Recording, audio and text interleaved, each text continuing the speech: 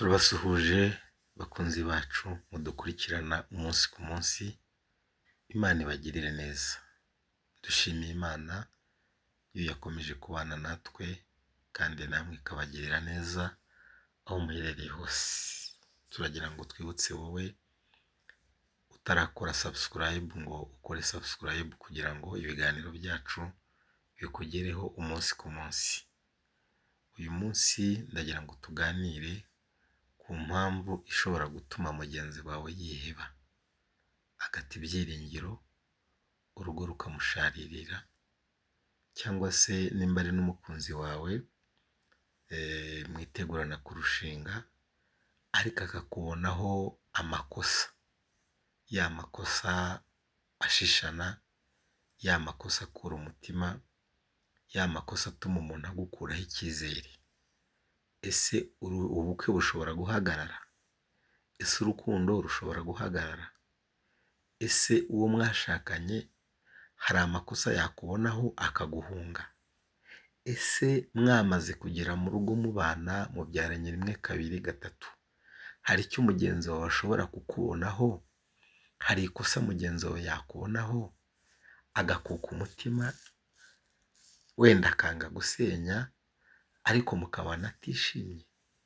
Ese hari ubwo mugenzi wawe ashobora kuguhunga bitewe n'ikintu wamukoreye cy'indengakamere? Nibyo ngira ngo twinjiremo mu kanya.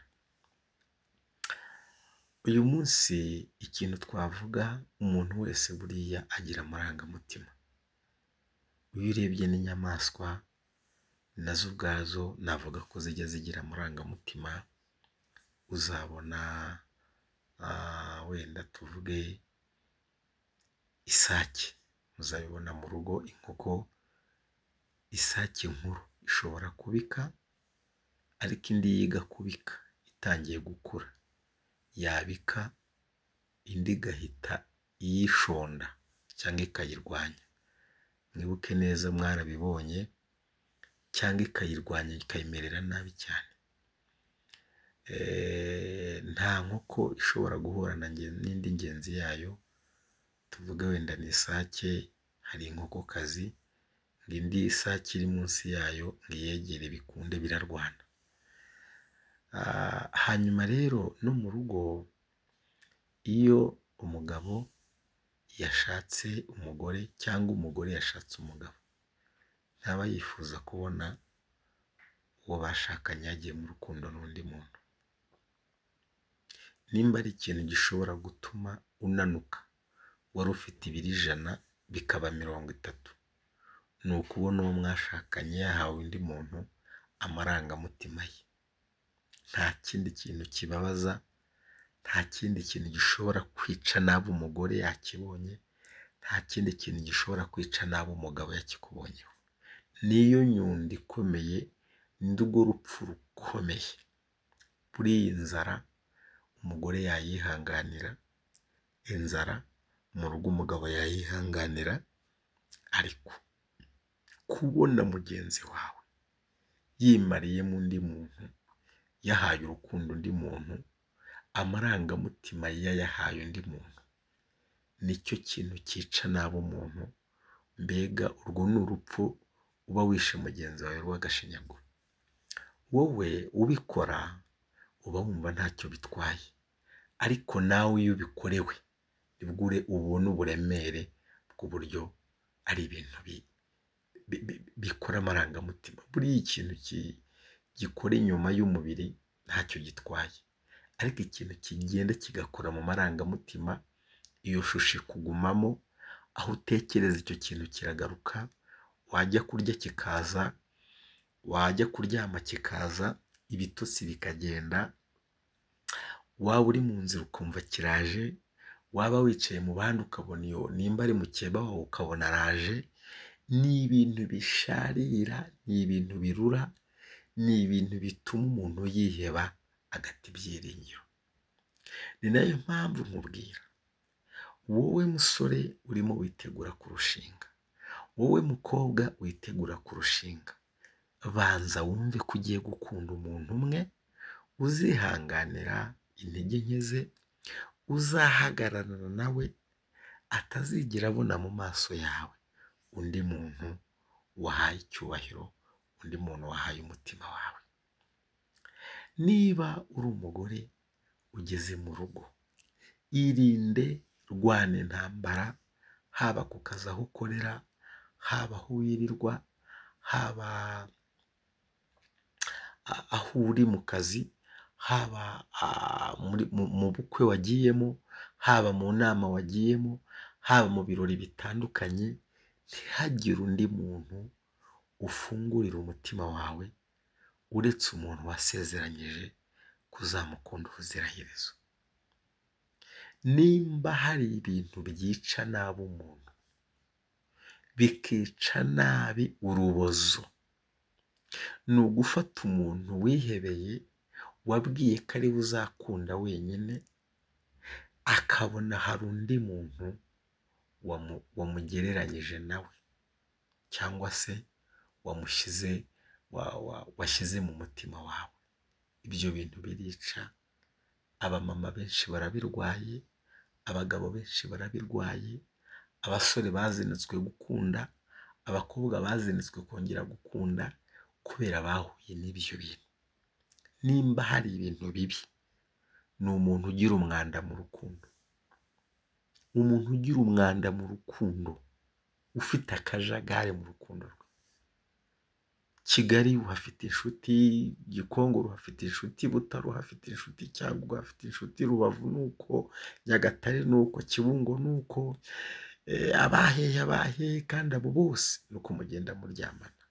Nibyo bintu bisharira, nibyo bintu birura, nibyo bintu bibiha, nibyo bintu bibihira abagukurikira, nibyo bintu bibihira umuntu wese wasezeranyije kumukunda. Ibi ndabibwira umuntu urimo ushaka kuzubaka urugo rwiza. Ibi ndimo ndabibwira umuntu urimo ushaka kuzubaka urugo rw'umugisha. Ibi ndimo ndabibwira umuntu ushaka kuzubaka urugo abantu bose bazajya babona bakishima, abantu bose bazajya babona bakanezererwa. Nimba ushaka kubaka urugo rw'umugisha, nimba ushaka kubaka urugo rw'amahoro, banza ushakisha umuntu uzakunda akicara mu marangamutima yawe. Umushake. Isi ifite abagabo benshi, isi ifite abakobwa benshi. Mukobwa, shaka umusore, itonde, ntuhuke, ushaka umusore uzumva ko apfundikiye amarangamutima wawe yuzuyemo. Cyangwa se musore, shaka umukobwa uvuga uti uyu muntu ndumva ahagije amarangamutima yanjye. Ariko ibyo ntupfa gushiduka ngo upfuye gushaka, ngo igihe kirakurenze, upfuye gufata umuntu udakunze, ugiye kwica nabi umwana w'abandi, ugiye kumwica urupfu n'agacinyaguro, ugiye gutuma azajya ararira, uwo azajya ahura nawe azajya amubwira ibyo yahuye nabyo, naho icyo azahura nacyo azakibwira agahinda wamuteye. Kandi wowe ushaka yuko akugirira ibanga, wowe ushaka yuko ngo atakuvuga, kandi umenye ko ibyo umukoreye nibyo bimuhaye inkuru. Ndagira ngo mvuge iki kintu, wowe urimo kunyumva cyangwa se uzanyumva, banza wumve ko utagiye kugirira nabi mugenzi wawe. Nimba ugifite ako kajagari k'abakobwa, kagumemo, uretse gukunda. Niba ugifite ako kajagari k'abagabo, kagumemo, uretse kugira ubwira ngo urashaka kumubera umugore. Niba wumva amaso akiri mu bakobwa, uretse kugira umukobwa ubwira ngo urashaka kumubera umugabo, nturabishobora, ntabwo urabishobora. Fata umwanya uhagije, ubanze witonde, uvuge ngo umuntu ngiye kwemerera kwinjiza mu mutima wanjye, nawe akanyinjiza mu we. Niwe muntu w'inzozi, niwe muntu nzaryamana nawe, niwe muntu uzangora mu buryo bwo kumushakira ibimunezeza, niwe muntu nzagenda mvuga, niwe muntu ntazagira isoni zo gupostinga, niwe muntu ntazagira isoni zo kugenda nawe mu nzira, niwe muntu kurakaranya bizajya bitinda, niwe muntu ntashobora kuba namara umwanya murakariye cyangwa se mufitiye umujinya cyangwa se ngo hacemo icyuho. Icyo nshatse kukubwira ni iki? Ni uko uyu munsi wa none igihe cyose wumva yuko ushaka gukunda, ushaka kugira umuntu ushyira mu mutima wawe, hari ibindi bintu ugomba kureka. Ikindi kintu cya kabiri gishobora gutuma mugenzi wawe mubana yihebye, cyane cyane nk'abagabo. Abagabo dukunda umugore utwubaha, dukunda umugore utwubaha. Ibintu byose umugabo burya yakora, ariko irinde gukora ku cyubahiro cye, kuko niyo umuhanuye ariko ukamuhanura urimo unamwubaha, yatinze gutaha, yibagiwe kugira ibyo aguha, yibagiye kuguhamagara, yibagiye kuguha gahunda, yibagiye ibyo mwari mwasezeranye. Mbega hari utuntu twinshi tuba hagati y'abantu babana nk'umugabo n'umugore cyangwa se abantu bakundana. Niba hari ikosa yakoze, rimubwire unamwubaha. Mubwire uti ariko buriya wambabaje rwose, sinakubeshya sheri, ukora gutyo sheri, wambabaje ni ukuri, nababaye ni ukuri, wagize gutya birambabaza, ni ukuri wambabaje pe. Ibyo bintu iyo bivuze ukavuga gutyo, ukoresha iyo rangaje, ntabwo uyu muntu ababara, ntabwo ababara, ntabwo abona ko wamusuzugura. Ubwabyo uburyo wamubesheje ikosa ariko unamwubaha, ubwabyo bita ni nk'inkono uba umukubise, ni nko kumufata mu ishingo. Ubwabyo nawe arigaya.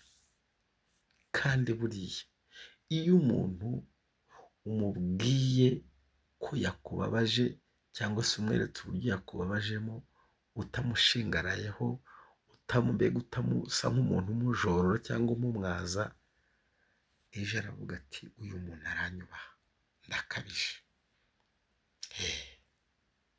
yari umuntu muzima, ndakabije, ibi ntabwo ari byo, ntabwo nshobora kongera kwibabariza umugore, sinshobora kongera kwibabariza umugabo. Umugabo rero aba ashaka umuntu umwubaha, umugabo aba ashaka umuntu umwubaha, umugabo aba ashaka umuntu umubwira neza. Icyo ni ikintu abagabo duhuriyeho n'abagore, kandi namwe abagore ni uko muba mushaka umuntu ubabwira neza, utabakashagura, utabatera hejuru, mbega wa muntu ukumenyesha. Ariko ibyo bikunda ku muntu ufite umurongo wo kumva. Hari abantu batumva, ni nayo mpamvu mu rugo igihe cyose ukoze ikintu kibi, mugenzi wawe ariheba. Kandi wibuke yuko ibyishimo afite abivoma muri wowe. Hahano rero akuye ibyishimo, aho kuhakura ibyishimo yahakuye umubabaro, ariheba. Niyo mpamvu uzabona hari abagabo bamwe basohoka mu rugo bakarusohokamo bakiruka. Niyo mpamvu uzabona hari abagore bamwe avuga ati dushwi. Cyane cyane ikintu abagore cyane ikindi batinya ni ukubaharika, icya kabiri ni ukubakubita. Buriya ikitagenze neza ntabwo ari byiza ngo ugende urekura urushyi, ikitagenze neza urekura ingumi, ikitagenze neza urekura imigeri, ikitagenze neza uterura ukubita hasi, ikitagenze neza ibitutsi biteye ubwoba, mbega ugasanga ikintu cyose usanze kitagenze neza urakubita, ni urushyi, ni ingumi, ni umugeri, ibintu nk'ibyo ngibyo. Ibyo bintu mugenzi wawe ashobora kubona ko yashatse inyamaswa,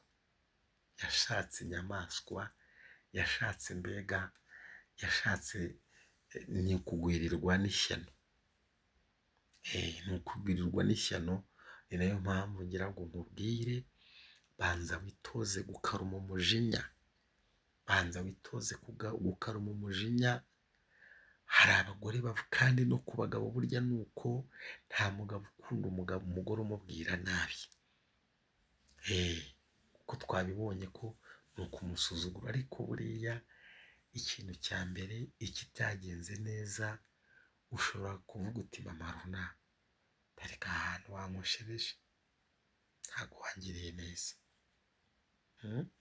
Umubwira neza, uvugana umutima uvugana, ntabwo uvugana ijwi riri hejuru, ijwi rikanga, ijwi rihabura. Imana igushoboze, Imana ikugirire neza. Hari ibintu byinshi bituma umuntu aba mu rugo yiheba. Ikintu cya gatatu ni igihe uba mu rugo ubeshya mugenzi wawe. Buri icyaha cyo kubeshya, icyaha cyo kubeshya ni icyaha gituma mugenzi wawe agukuraho icyizere. Ugasanga umuhungu mwakundanaga ukiri umusore aje mu rugo, ubeshya umugabo wawe ko ari mubyara wawe, ni kazini wawe. Ibyo bintu ni ukuri. Undi agashyashyana mukamwakira, kumbi nekisi wawe urimo kugira gute uzana mu rugo, kandi uje gushenya, urimo urasenya. Iyo amenye ko wamubeshye, ugasanga umuntu w'umukobwa mwakanyujijeho ntago abizi, ageze mu rugo uravuze ngo ndi mushiki wawe ukwa mama wanyu, ni mushiki wawe ubyarwa na nyoko wanyu, baba hirya iyo ngiyo. Hari ibintu byinshi. Wari uri kumwe nande? Yewe twari turi kumwe, duhuye na runaka, kandi ubwo muvuye gusangira, mwasohokanye, hari n'ibindi wenda murimo gusezerana. Mu rugo bisaba kuvugisha ukuri, bisaba kubwiza mugenzi wawe ukuri, kandi nimba ari ikintu gituma mugenzi wawe agukunda, mubana gukunda, ni uko umubwiza ukuri. Ni uko umubwiza ukuri. Buriya iyo ubanye n'umuntu ukaba uzi ko ajya arwana intambara yo kukubwiza ukuri, uramukunda. N'ikosa iyo yarikoze akakubwiza ukuri ko yarikoze, umuha imbabazi byihuse. Ndagira ngo rero mubwire wowe urimo wibazira ibintu birimo kuba, iyo ugiye mu rugo ukarujyamo ariko utazi ibintu bishobora gutuma mugenzi wawe akuka umutima, yihebye. Ibyo ugomba kubimenya ukabyirinda. Mugenzi wawe ukamushakira ibyishimo, mugenzi wawe ukamushakira umunezero, mugenzi wawe ukamushakira amahoro. Mugenzi wawe ntabe mu rugo yigunze, ntabe mu rugo yumva abana n'ishitani, ahubwo shaka uburyo mugenzi wawe mubana yuzuye ibyishimo, yuzuye umunezero.